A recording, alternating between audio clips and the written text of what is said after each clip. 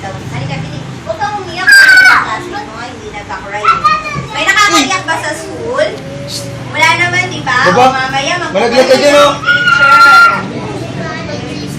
Si Brian. Magkukwento si teacher tungkol sa isang batang makulit. Ang pangalan ay Brian. Magkukwento si teacher. So, si Tabachi.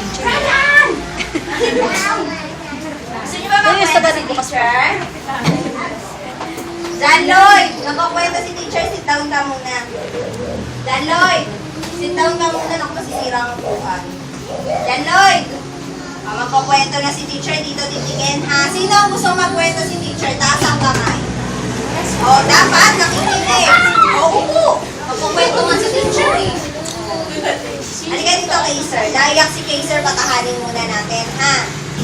Jelson ka, Jelson ang pangalan mo.